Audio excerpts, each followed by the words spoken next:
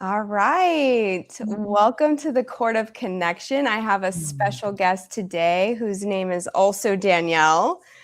She is a licensed therapist and also an astrologer. So, what a perfect person for my for my Yes. show, and I'm so excited to share you with everyone. Oh, I'm so honored to be here with you and your audience, and I'm excited to dive into all the cosmic wisdom that the stars have for us, and also how we work with that, individually, and how that can be in service to our lives and our integration and living authentically. Mm, beautiful. Well, I first want to start by saying cool names for your businesses. It's Start Within Yeah. Therapy and Mhm. then Stars Within for Yes. your Yes. Yes, one. the Start Within has been I've had my private practice for a while now. I started practicing in 2018, and astrology came several years later, and then when I was like, "What am I gonna call this?" And it was like, well, I'm all about going within, and it's like, that's what I do with astrology too, is like, pull the stars and let's bring them within, and just like, how do we work with this individually and in service of our lives and our relationships? And I was like, "Oh, perfect. Let's do stars within. Keep it streamlined." I love it. I love it. So, how do you know Shelly? I didn't even ask you that. So she actually heard about me through a family friend. I have a friend who it's actually my husband's really good friend. They went to college together. His sister um, and she used to babysit her older sister. It was like this funny little web of connections. And then they had put out kind of a line like, does anyone know anybody who wants to talk astrology with us? And she threw my name in the hat, and they sent me an email, and I was like, absolutely. I had so much All fun right. on their podcast. They are a blast. They Yeah. are so much fun. Yeah. It was Oh, great. good. Mm. Well, for people meeting you for the first time, myself included, how do you describe the work you do in your own words? Yes. So probably getting into a little bit of like my journey of how I've ended up here, because it's still unfolding organically how this has developed professionally. I went to school for professional counseling, and I graduated from Texas State in 2010. And then I took a break from everything, and I had my daughters, and then I stepped back out and decided okay, it's time to start. And I didn't actually start practicing till 2018. And then through that, I was always looking for theories and models in the therapeutic spaces that were talking about like the soul, but from an academic or scientific language.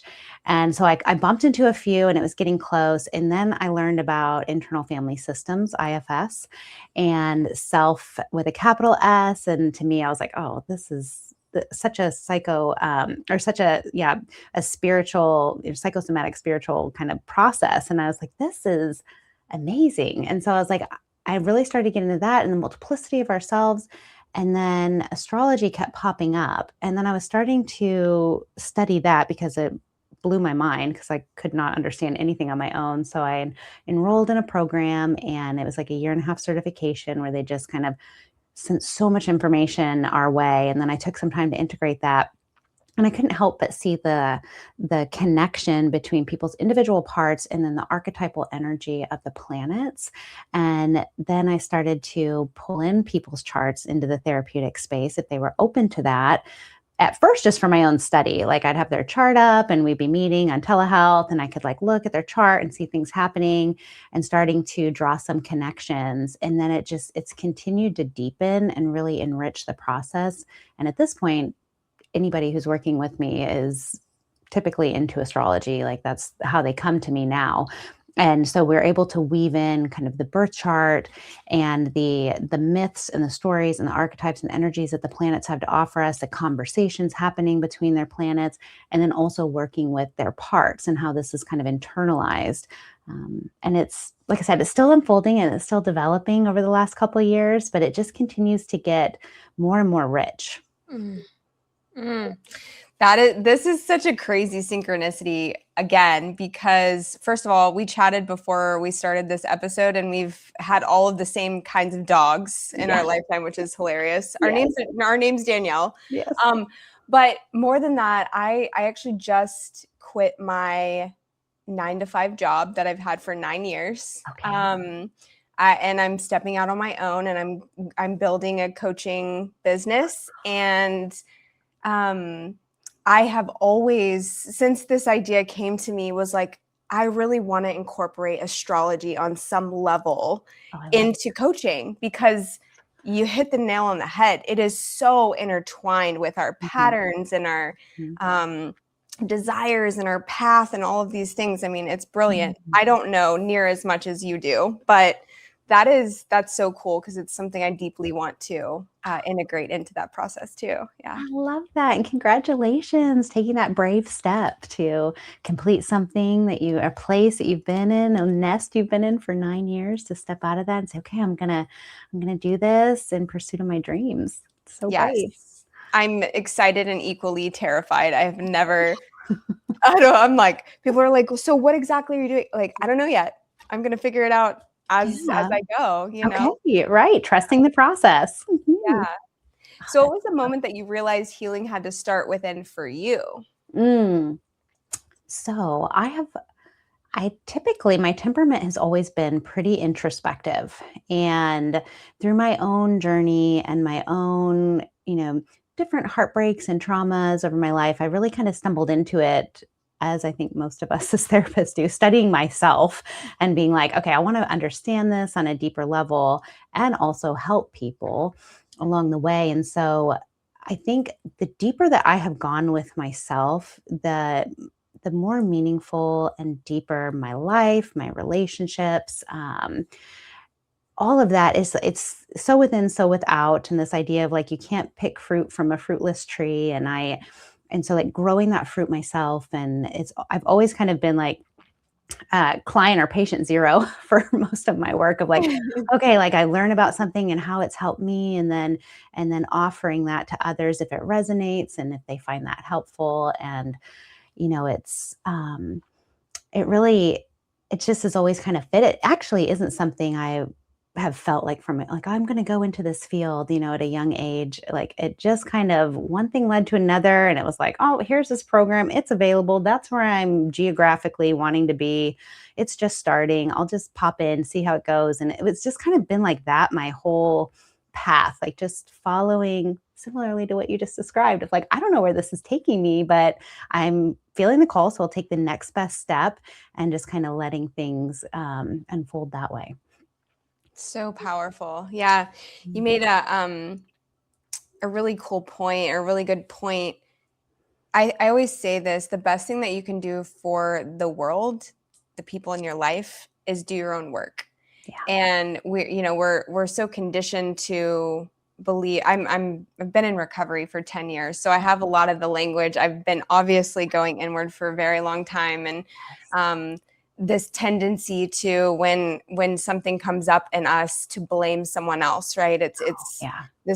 we live in this projecting world. And Mhm. when you start to do the work within, it becomes this fun journey of like, ooh, what is this mirroring in me? Like this interaction right now is bringing something up in me, and versus being like repelled by this person, I'm curious now, like, Yes. what's going on? What's going on in the world? Yeah. I love that. Yes, and as, Carl Jung says, like, we'll never get to the bottom of our psyches, and same with astrology, with all the layers, and just you can go deeper and deeper and deeper. It's like it's a never-ending journey, which can be so exciting and energizing for some parts, and also maybe overwhelming to some parts who would like to like check that box and move on. Like, I healed that, I can move on. Nope, it'll be back. We're doing the spiral, looking at it from different angles for the rest of our lives. Mm-hmm. Yeah. Yeah. Mhm. Man, so I do a lot of digging into astrology. I haven't taken a course or anything, but Mhm. there's so much. Yeah. Was it overwhelming for you to start to dig into astrology? Yes, so Yeah. overwhelming. I often say when I have birth chart clients or or even workshops that I've led, I'm like, okay, just know it can feel like you are drinking from a fire hose. Like it is a lot. Like it's like, I'm so thirsty, I want this, but this does not feel satisfying because it's just so much. And the program that I took, they even told us during the print, they're like, we're giving you about a decade's worth of information in a year and a half. So I really had to be patient, which some of my mastery, parts don't always enjoy, kind of sitting on my hands and just allowing things to integrate for a long time after that program of just kind of, again, as start within studying my own chart. How is this in service to my own life? Understanding the transits, what they feel like in my body, if it's something that pings for me, and then stepping into, just gathering people like, hey, can I read your chart? Will you just tell me, for free, come on, let's. And so I was doing a lot of practicing on family and friends and starting to learn about the different ways it shows up. And of course, my own children and my partner, constantly just studying these charts and then charts that are available and looking for patterns. And it really is a lot, but then it does start to integrate, I guess, as with anything we're learning. And then you starts to become, just like learning a language. It just is accessible in a way that you don't have to work so hard like you do on the forefront of it. Like once you kind of have that strategy of how you're bringing in the information and then patient enough to let it sit and really decide how that feels for you and your experience of the different things you're hearing or reading about. And then being able to share it and disseminate it. Yeah. How important do you find we kind of just talked about this, but the North Node versus South Node, is that kind of is that your basis for client work? It's a really, really significant aspect of our charts. And I know some astrologers who quite literally will only, they'll do birth chart readings just on the North and South Node. And of course, pull in typically the lights like the sun and the moon as well. And I find that it is so fruitful, and it is an aspect of the chart with clients that when I bring that in, there seems to be a deep resonance and almost a sense of relief when we start to get into some of these concepts, because for your listeners, the North and South Node are the story, and the symbolism behind them is your North Node is where your soul wants to grow in this life. And your South Node is, if it resonates, past life gifts that you're coming in with. And so the South Node tends to be a comfort zone that we'll kind of just fall back into and hang out there, where the North Node isn't typically very comfy. Like we're stretching, we're building new skill sets, and we're trying to kind of get ourselves to point in that direction, so to speak. And typically, it's like they say the North Node is the head of the dragon, and the South Node is the tail of the dragon. And the tail of the dragon and the head are disconnected often in the first half of life. And so the tail can be distracting. It's kind of whipping around back there, and it's not really helping you on your trajectory. But then something beautiful happens where the North and the South Node kind of find each other in midlife. And all of a sudden the tail starts to work with the head and propelling you forward on your mission and your journey. And it can become so much more clear. And there's a courage and a willingness to, I don't know, leave our job of 9 years and step into something in service to people to help them. And we start to feel really brave in that space, even though it's uncertain or unclear, or we don't know exactly what we're doing. And we can feel like taking all our sweet little imposter parts with us as we, take the next best step and find that alignment that really makes our soul sing. Beautiful, beautiful. Yeah. I'm actually in my Jupiter return. So it makes sense that I'm, feeling propelled for many reasons, but it has felt like this, just girl, you're going, whether you like it or not, because I feel like I've been at this threshold moment a few times in the past 6 years. Okay. And I have not been ready to take the leap. So it just keeps circling back around, and then developing and building and, all the other things that I've done to kind of prepare myself for this, which is nervous system work, which I'm also curious about with, how does that play a role in your work, in your own personal journey? Yeah. Yeah. Well, real quick before that, I love what you just said because it's such a beautiful reminder of like, you will not lose or miss, that which is meant for you. And Mhm. one of the ways that I think astrology really supports us is you're mentioning with like your Jupiter return, which is such an expansion growth period for all of us when that happens, that there's, this the divine timing of things, which astrology is all about the timing of things and the reminder that things are always in motion and moving. Mm. And if there is a moment it comes up and it's like, oh, I don't feel quite ready, it's like it'll come back. Jupiter comes back. He'll be back Mhm. around, not too long after. And I love that. I love that, like the trusting and the waiting. And sometimes we can get really hard on ourselves or think in our little big brain parts that like we have so much control over things when it's like, oh, there's actually so much magic in like the sacred surrender and trusting that Mm. divine timing. Yes, girl. Yes, yes, yes. Yes. Yes. This And a is nervous system, yes. Oh my gosh, nervous system, everything, right? I good. love how much clout the nervous system has been getting, like on social media. And it's like, oh yes, this is like the ticket. Like Mhm. as a human being with a nervous system, we are herd animals. We sync up with each other. Our nervous system is constantly just testing the environment, safe, unsafe, safe, unsafe. And the more connected we can be with that process, and where we're at, the state of our nervous system, how we can help ourselves regulate.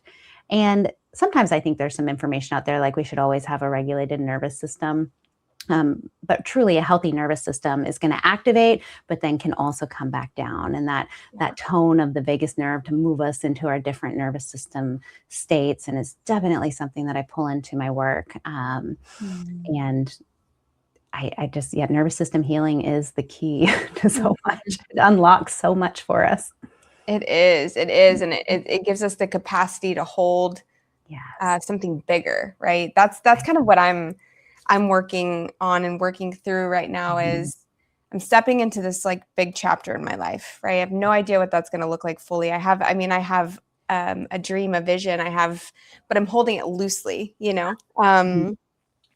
But with that is going to come um, with the desire of more, right? Of more um, expansiveness, Yes. stepping out of fear, Mhm. being able to build something without someone telling me how to do it, what to do, outside of Mhm. support, right? But it's like Yeah. I'm only accountable to me, right? Yes. Part Yeah. of that is going to be like allowing for more money, right? All of these Mhm. things require you to work on your nervous system around that because it feels unsafe on so many levels to Mhm. receive more than you have, right? Yes. And Yes. so, yeah, Mhm. I love that. It makes it's me think of, the concept of vesseling in alchemy. Have you heard about that?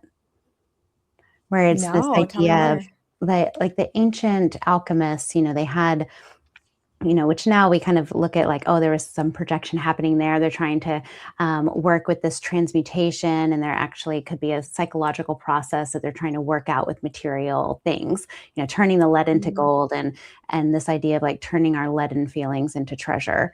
And there was so much instruction about the vessel in which these processes would come forth. And I think there's something so powerful about this idea of like our nervous system and the concept of vesseling, and the rules that they had for the vessels were like the vessel must be clear so that you can see into it, you mm, can observe the process happening. And so when we think about this, it's like, do we have insight and self-reflection and self-inquiry and clear sight into ourselves, for our alchemical processes that are happening? And then the next one was that the vessel must be strong to endure the heat mm, and the gases and the pressures that come from the process of heating up this lead. And then I think about like mm, fortifying ourselves and like really being able to hold and endure through experiences that are stretching us, through uncertainty, through processes that are happening, that are just going to happen. And all we got to do is like hold, just like hold ourselves and mm, allow the process to unfold within. And then a beautiful one that I love is the last rule was about the seal that they would put on the top of the mm, glass vessel, and the seal was to prevent premature release of the process and also to prevent contamination from outside sources coming in. And so I think about this as like boundaries of like who do you let into your process and also without releasing it prematurely. And we don't want other people's stuff coming into our process when we're kind of in that vulnerable malleable state. And I think about that and like the strength of the nervous system being directly connected to us as vessels, because these processes are going to happen. And if we can just hold ourselves, it will continue to develop and there will be transmutation that happens internally if we can hold ourselves through. Yeah. Yeah. I there's this teacher, when I first started like dipping my toes into Kabbalah. I don't know if you're, A if little you're bit. Yeah, a I little bit. think, yeah.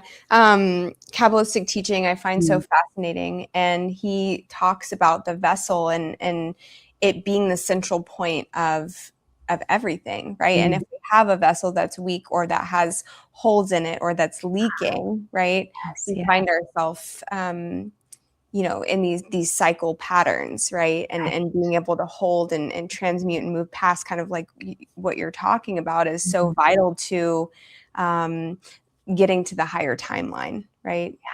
Yes, absolutely. Oh, I love that. Yes, there it is. It's like, and there's something so relieving too about this idea of like, oh, I don't have to be like in control or like in there, like making the changes. But if I can just allow myself to be still and to feel grounded and fortified as the vessel for these internal processes, then they'll just happen. Which there's something, I guess, probably to my hardworking parts that are like, oh, another thing to do, Yeah.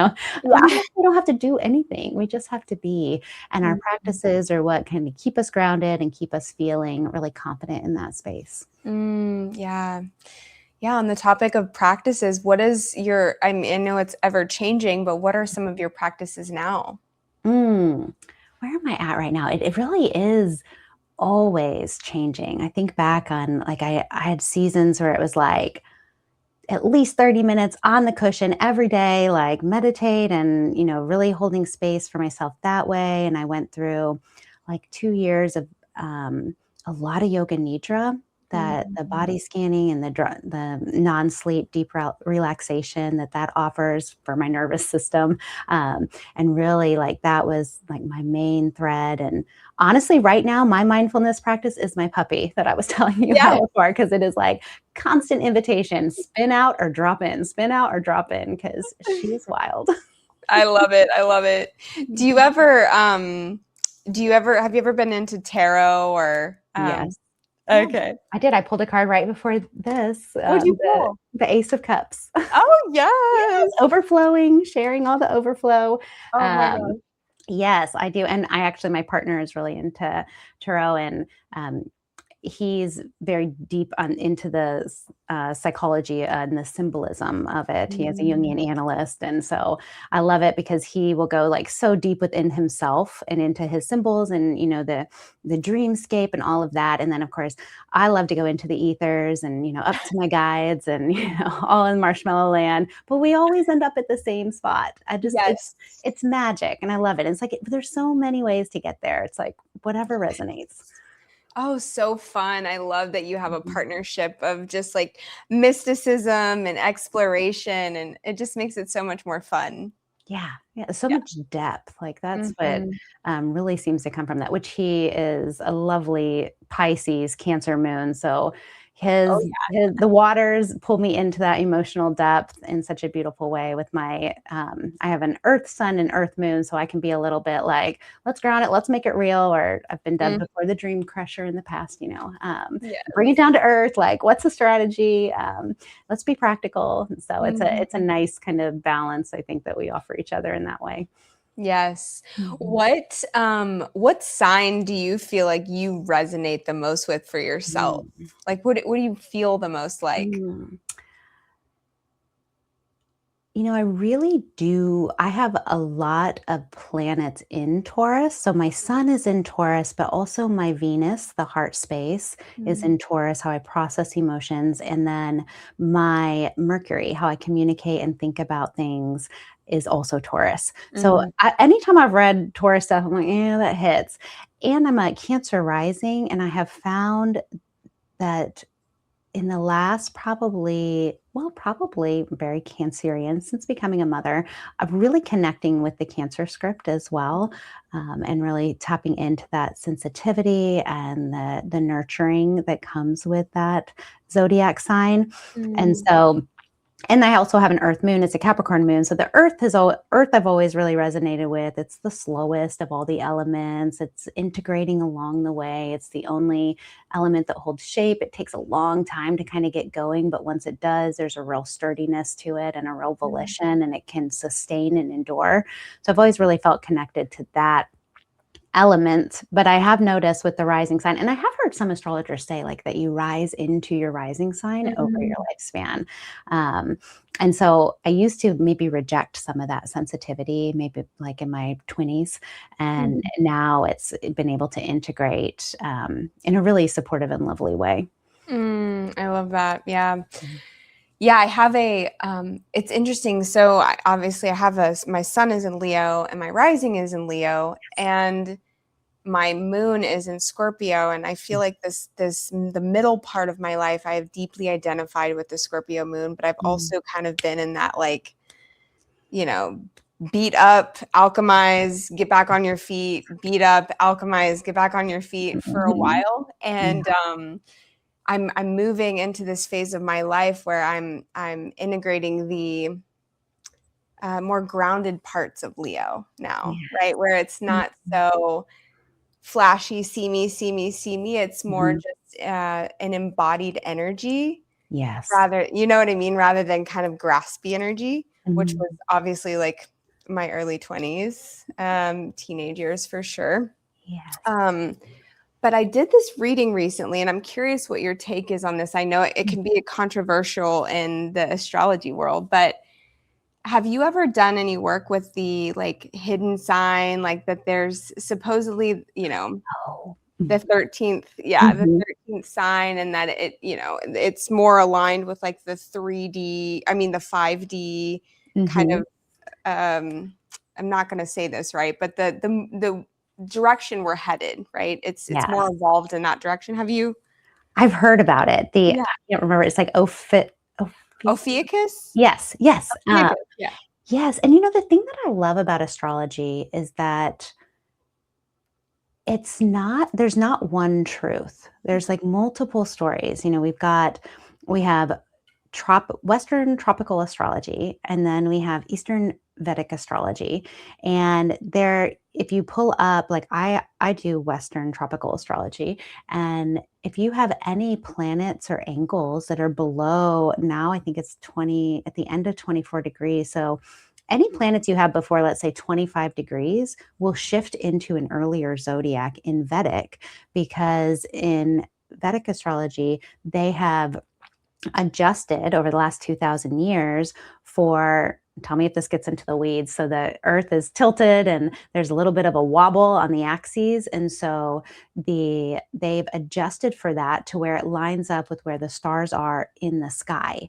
And so if you were to, like right now in Western astrology, you pull up the chart and it says that Venus, let me see, where is she right now? She's in, okay, so Venus, no, she's not going to, Mars is 9 degrees Aquarius right now in Western astrology. But if you were to go look outside and with a sky finder or your telescope, you would see that if you could, I don't know if you can see her right now, but if you can see her or see him, you would see that Mars is actually in Capricorn in the sky. And Mm. so that's what the Vedic has adjusted for that.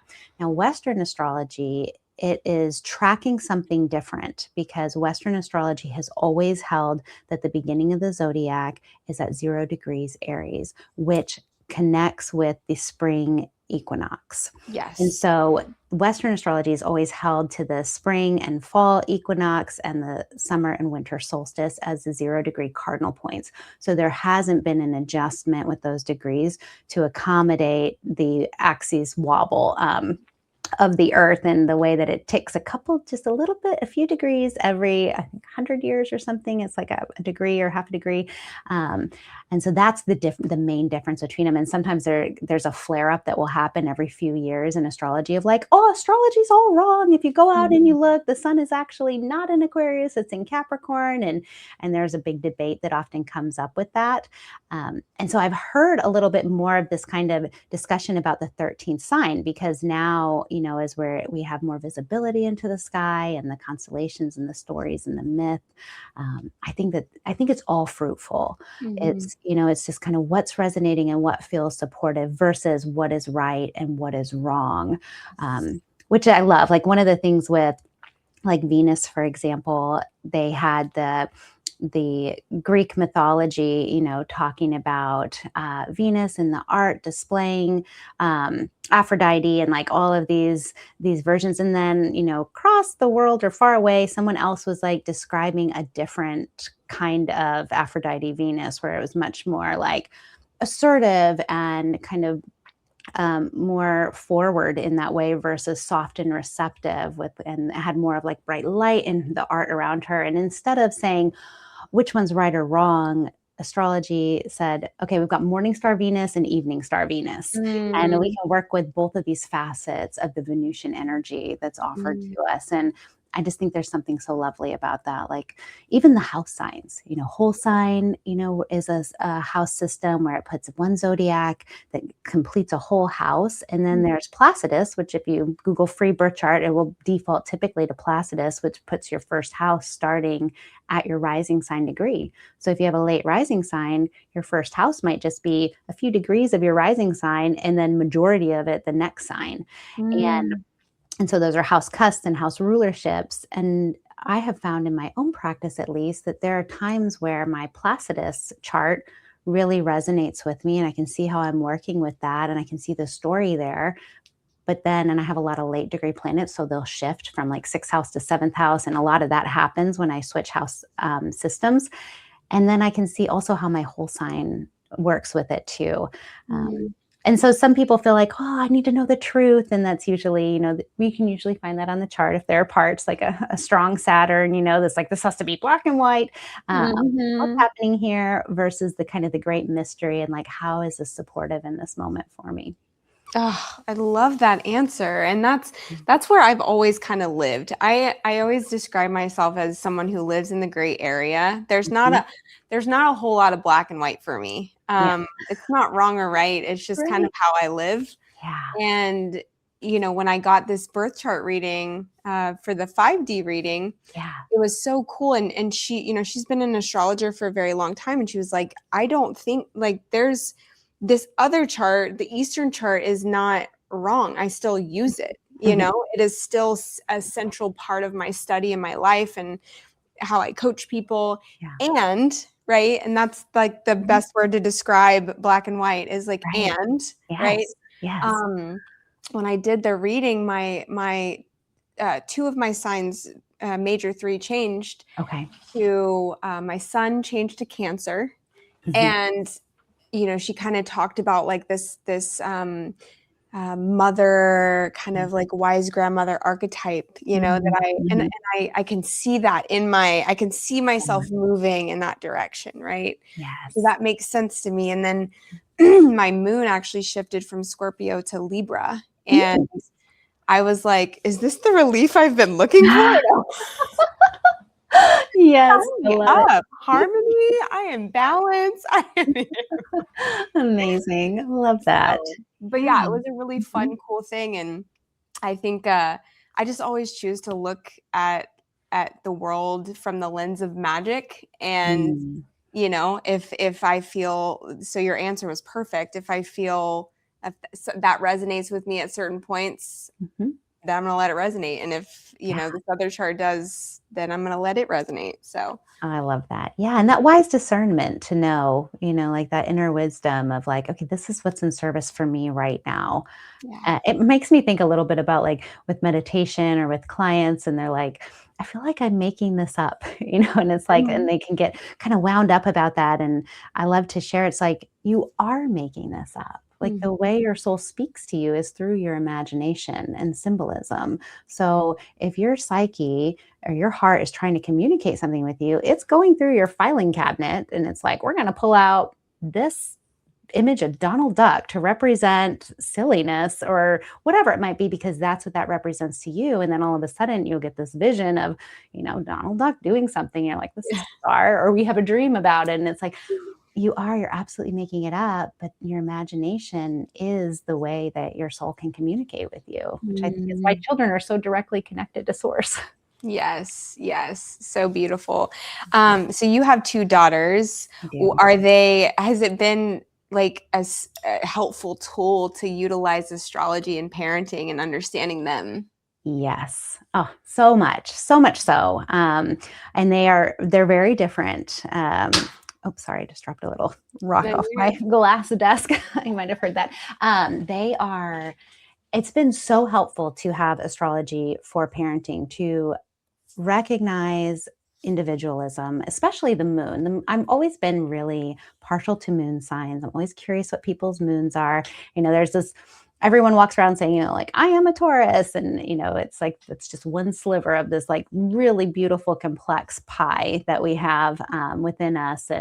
And the sun sign getting a lot of clout, in the newspaper horoscopes and all of that. And, but the moon, that veiled internal experience, that, the temperament, the flash in the pan emotions, our attachment styles, how we feel safe and cared for, how we can be supported and nurtured. So the moon sign has been a really great tool in my parenting toolbox with my daughters, because they're very different. I've got one of my daughters is a Taurus moon and one is a Leo moon. And, while they're both fixed in their modes, we got fixed fire and fixed earth, the pacing in which they process is so different. Like my Taurus moon daughter, it's a slow build, but when we get there, we are holding, like we are in whatever emotion it is, and we're going to endure for a while. And I just have to sit on my hands. My cardinal moon is earth, but it's like, okay, well, what do we do with this? Like, sit on my hands, let her be in her process. And she hangs out there for a while, and then she comes down. Versus my other one, who's fire, which is so fast. And it's just like spikes and drops, spikes and drops. It's like flare and then fine, flare and then fine.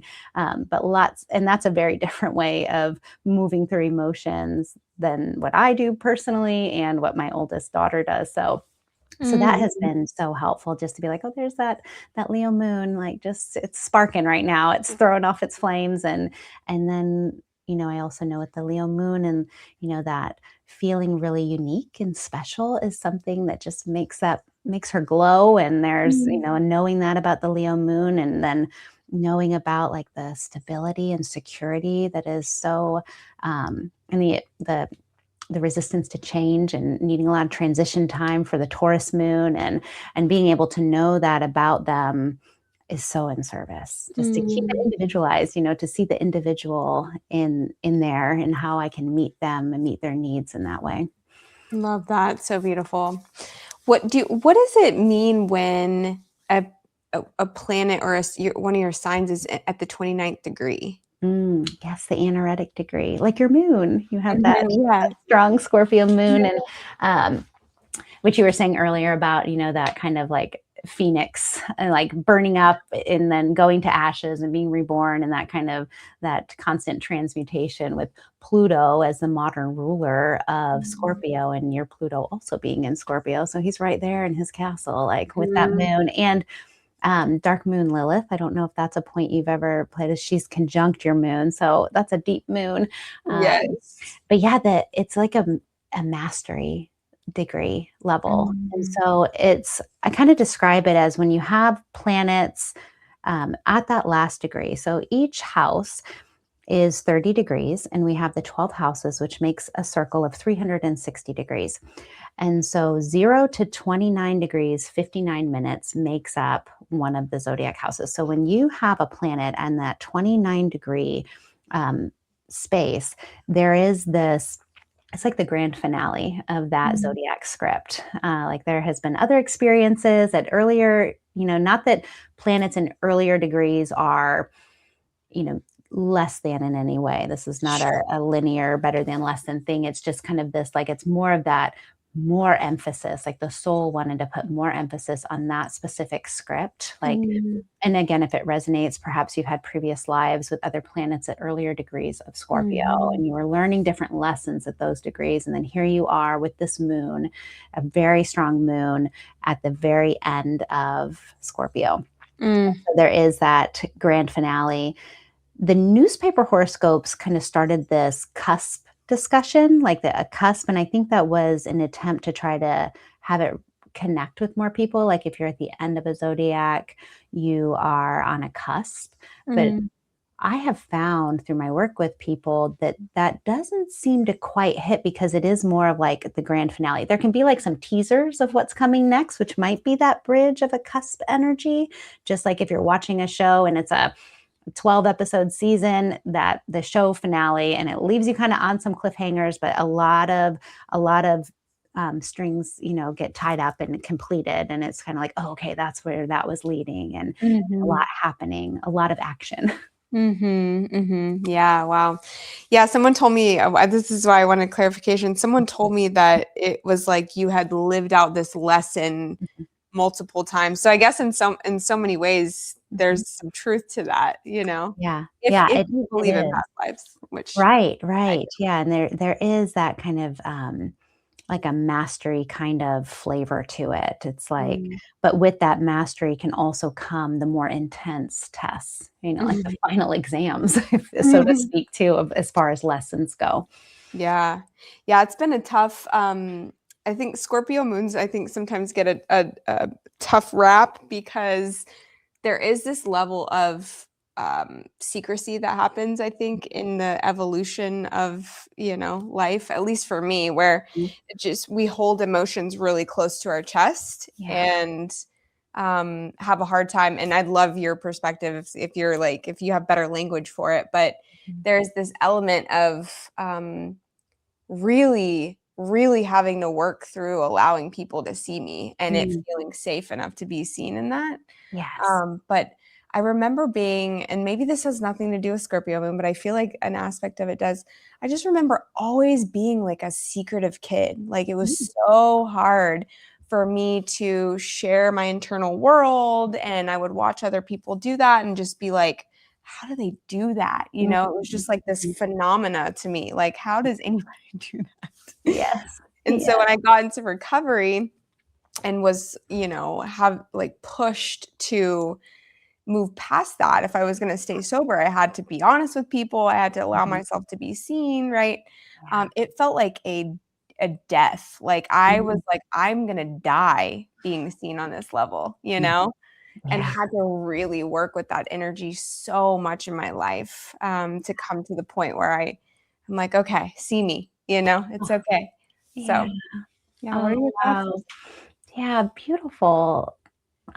Awareness and your journey with that, and even thinking about, you as a little one, and like that that interesting experience to witness peers who are, moving through in a different way, and it's like, oh, how do they do that? And I see Scorpio, fixed water as the iceberg. And it's like Mm. this much is visible, but there's so much happening under the surface. And we know water is the deepest of the deep, just like literal water is always trying to settle at the deepest point possible. It's traveling down to the roots. And it's always, gravity is always going to pull it as deep as it can. And so water in general, you know, we've got Cancer, Scorpio, and Pisces. Those planets do tend to, it's more of that intuiting, sensing, feeling experience. And often language falls short of Mm, the embodied experience or the emotional experience that we're having. And Scorpio goes the deepest of the water signs. And so I have found that a lot of Scorpios will go mute because there's been wounding around that, where it's like, I'd rather say nothing than mm, to say something and be misunderstood. And mm, so I even think about like poets and musicians and like, these experiences of language that have that extra layer for the emotional feeling that comes from the language. And so that's what I think of when I think of water signs, of like that extra layer. And there is so much around like just existing in places where language does fall short. It doesn't quite grasp it. And, Scorpio is like the love you to death and I mean it script. It's like merging souls like on this deep, deep level. And I can imagine that was quite a journey to try to like bring that up for visibility, and that the vulnerability in that of like, will this be received? Will I be understood? And this ties right into your North Node in Aquarius of like Yes. learning to be comfortable with being misunderstood. And Mhm. that place of having to kind of overexpose yourself in ways, and then notice what comes up in those spaces. It's a Yeah. probably I'm just thinking a lot about what that must have been like for you, and just that Oh. challenge. Oh, you're so sweet. Wow. I am just so I could literally talk to you forever and just, I'm like, what is Yes, your the favorite same. kind of client? Like What was what that? I is missed it. what is your favorite, like, not kind of client, but Mhm.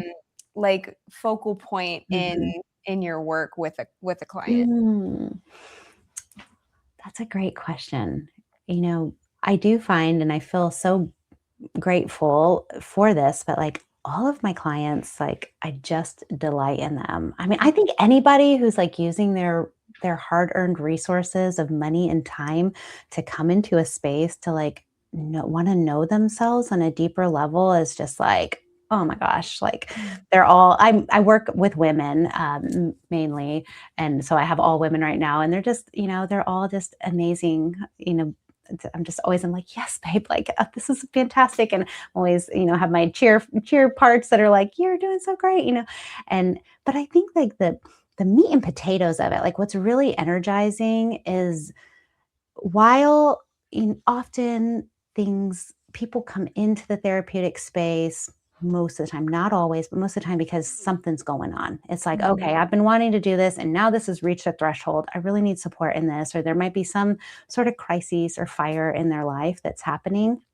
And that's often a big part of the therapy process of like putting out fires, and how do we like hold ourselves through, and learning skill sets in that. But I find that the really meaningful, deeply transformative work comes when there is a level of um, groundedness available, and maybe things aren't as like pop-a-mole crises happening all the time, and we can go really deep into that kind of psychoanalytic place of working with the symbols, working with the psyche and the subconscious and the different parts, our younger parts, going into that kind of inner child space, and like radical self-compassion and love, and being able to parent, mother, ourselves in a way that is supportive. And to me, there's so much magic in that. I think it's the closest thing we have to like literal like time traveling, of like being Mhm. able to meet a younger part, show up for them in a moment of overwhelm or trauma,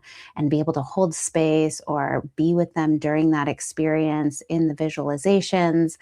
And then to kind of come out of that and be like, when that was actually happening to me in my real life, I felt a presence. And it's like, was that you right now, going back in that moment to like hold that space? And it happens so often in this work. And it blows my mind. It gives me chill bumps. It's just like the most beautiful thing, to get to walk beside people as they journey through in that way. Mm. Wow. Yes. Yes. Yes. I have thought about that Mhm. concept before. Yeah. I don't know if you've ever seen Interstellar, but it's like, yeah, Interstellar is amazing.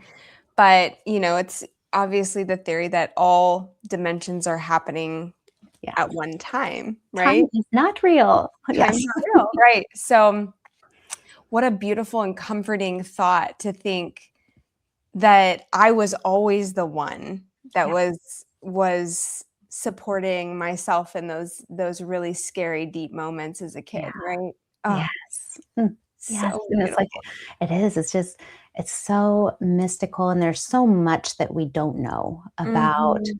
about ourselves, our psyches, this world, energy, the great mystery of what happens when this life completes, Mhm. and being able to kind of be open to all of that and then still find connection, I think Mhm. is just the ticket, how we exist, as you mentioned, in the gray space, and how we can be, fluid and open to all of the things that we don't know. My Mhm. favorite, my Capricorn moon that likes to be a master of things. One of the most relieving things, I think it was a meme on probably Instagram, but it was like a pie chart. Mhm. And it had a little sliver and it was like all the things you know.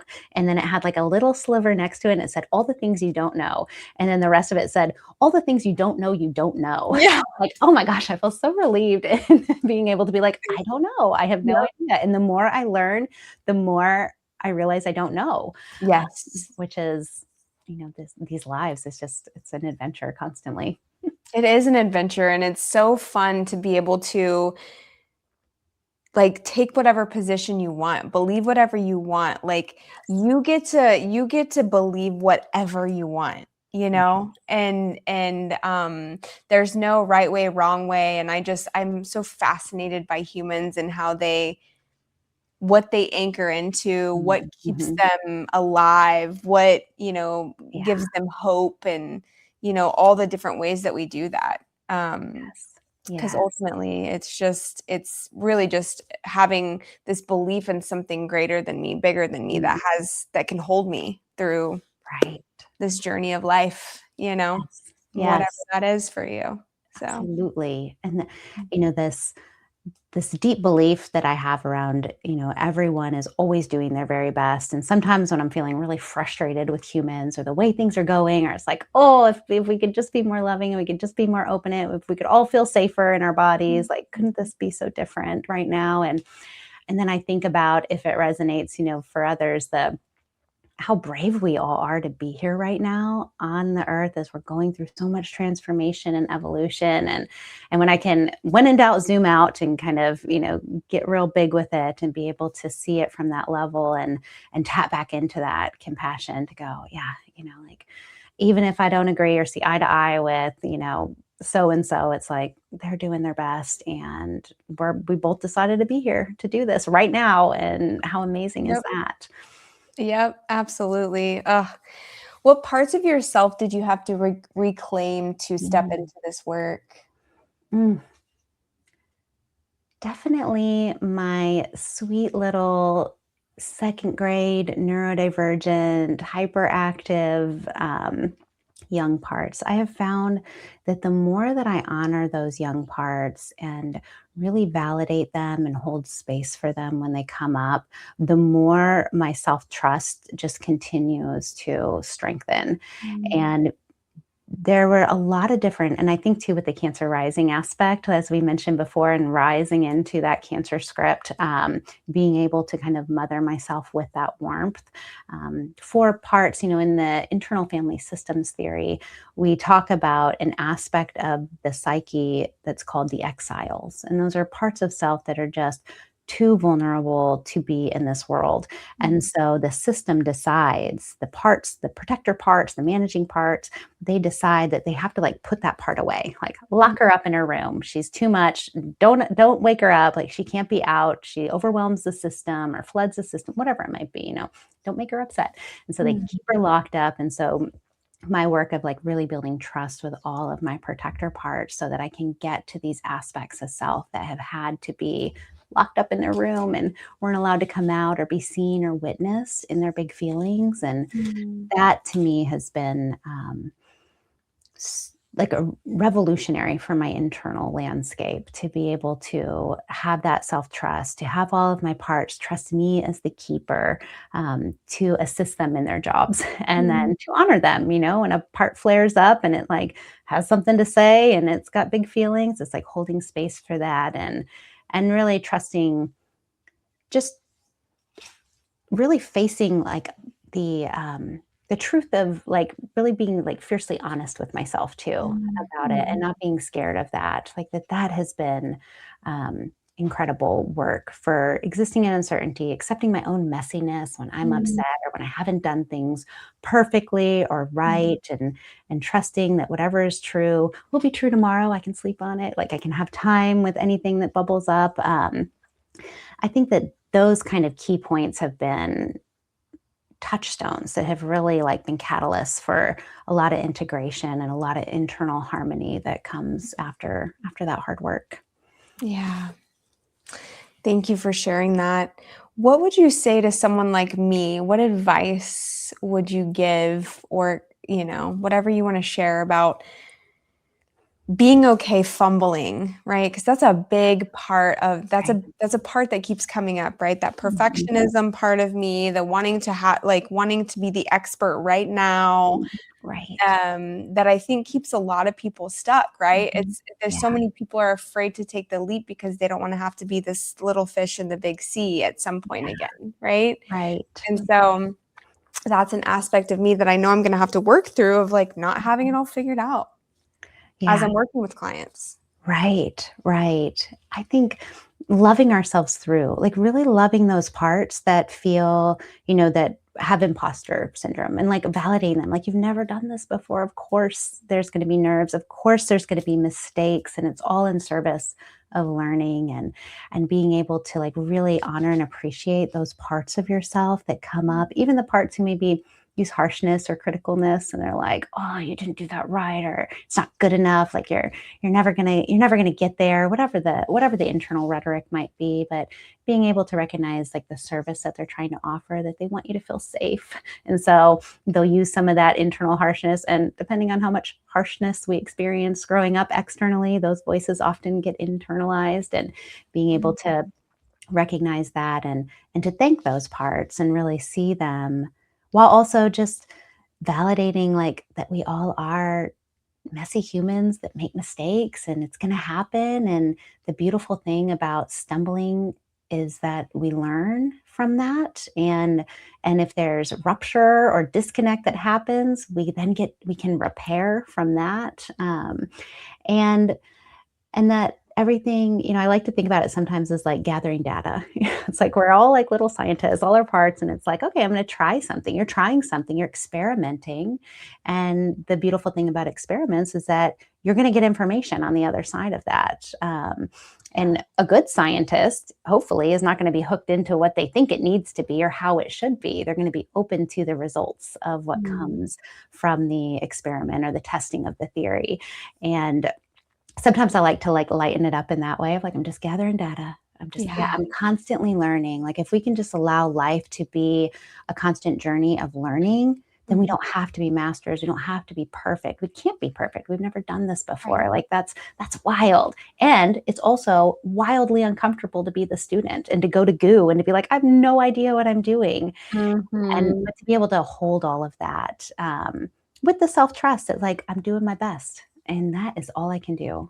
And when I'm doing my best and I'm taking the next best step, and if life presents me with something wild, I'm going to trust myself to continue just to take the next best step. Mm. Because if you could do better, I have no doubt you would. So it Right. is true, like you're doing your best. And so that is something that I think can be helpful for some of those more nervous parts or anxious parts that can get into that fear-based place. And then the trust, as you mentioned, of like it circling and orbiting around you, several Mhm. times before stepping into that space. And, that the trusting that life is unfolding for you Mhm. always. And sometimes it's hard and we're learning really hard things in those moments. And while I never want people to suffer, I know I can say for myself that I have learned the most about myself and I have been sculpted in the most painful moments of my life. And I don't know that I would be who I am today without going through those failures, without having those heartbreaks and those Mhm. painful times. And so I am grateful for those as well. And sometimes being able to play with perspective like that can help create Mhm. some spaciousness when those parts kind of fire off in the internal atmosphere. If we can have a big atmosphere to be like, whoa, look at that one. Does that one need to go all the way to the moon? I don't know. Yeah. Maybe just a little bit, and then we can find space around it and notice what else we can inject into the internal dialogue. Thank you so much, Danielle. I mean, I would be a client of yours any day. So, on that note, like, please share with us where people can find you, your work, Yes, how to work with absolutely. you. Yes, and so I am always open to taking birth chart readings and astrology clients. That's always open, and that can be booked direct on my website, which is danielleknapp.com. And I also have a YouTube channel where I try to do it weekly. Sometimes it's every other week, just some astrology updates of what's happening presently. And that's kind of my main astrology spaces. And because I do weave together astrology and therapy, my Instagram is Start Within on Instagram. And my therapy website is startwithintherapy.com. And occasionally I have openings where people can come in. So if anyone's interested and they're in the state of Texas, because I'm licensed by the state, they can shoot me an inquiry and if I have space, we can meet and have a consult, figure that out. And if I don't have space, I can get you into a nest that I think you would feel good in, or get you on a wait list, whatever kind of feels helpful in the moment.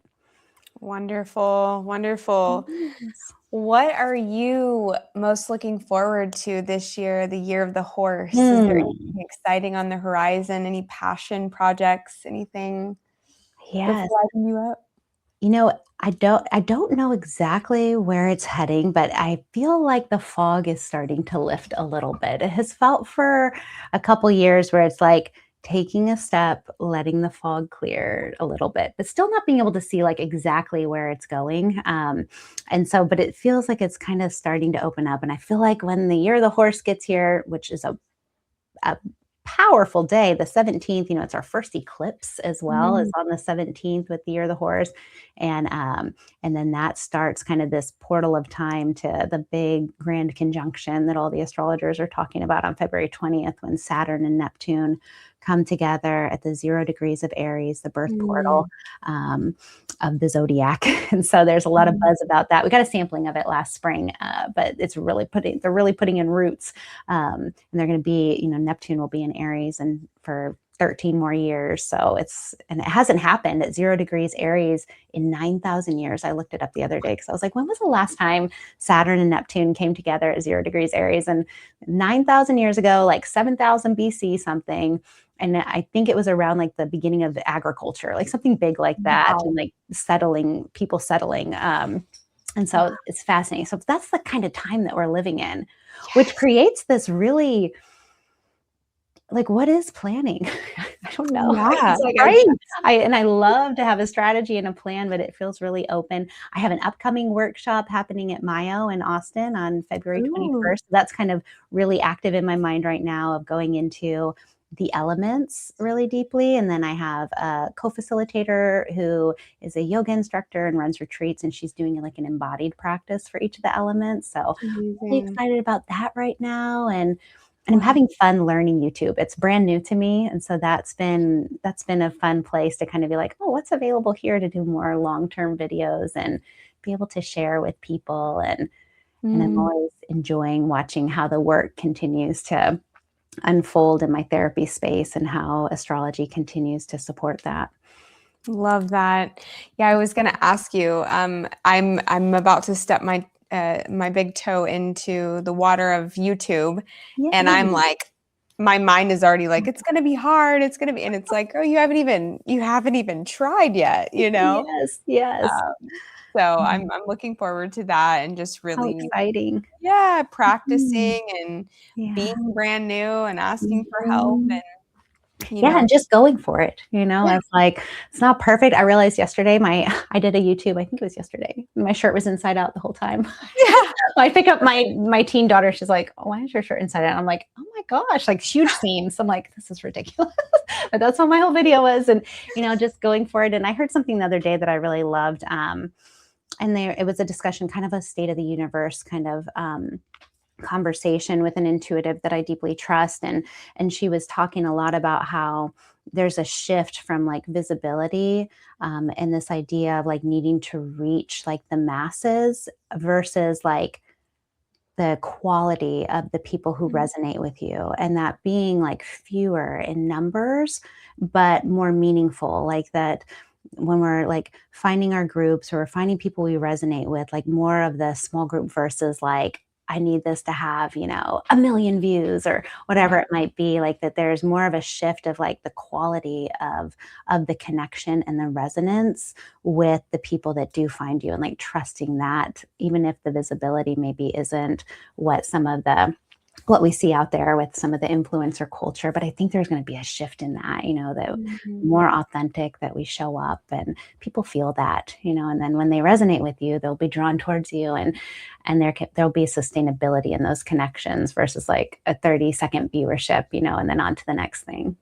Yeah, yeah, I love that. So true. Because Mhm. I personally, the people that I've connected with on my journey and have wanted to learn from are people who show up authentically, but who have also really like been in the mud and Yes. are not afraid to show and share that journey with people, Right. you Yeah, know? the humanness, The being human. able to connect on that human level, it is a huge value of mine as a therapist. It's like, yes, I Mhm. have this training and this experience, and I've got, some skills and expertise that can be helpful, but also I am just a human meeting another human, and it's the relationship that Yeah. is healing. And I just deeply feel so honored to accompany, people on their journeys for the time that I'm with them. And I kind of see it as like showing up alongside them, with a Mhm. lantern for a little while, and then they go on and they have the rest of their journeys. And I have my imaginings of what's happening for them, and just that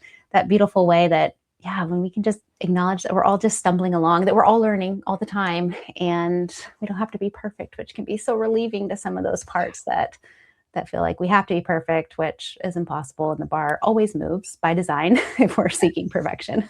Yes, absolutely, absolutely. Mhm. Well, Danielle, thank you so, so much for your time, Mhm. your energy. You are such a light, and I'm honored to, have some time and space with you, and keep doing what you're doing because I know you're changing lives and helping people get connected back to their light. So Oh, thank just you so much, Danielle. yeah. This was such a dream, and it's so great to speak with you. And I just feel so much connection and so much depth. Like you said earlier, I could talk to you all night long. So, Yes, yes, yes, same, same. thank you for having me. I'm sure we will connect again in the future. I feel that Yes, deeply. So, yes, me too.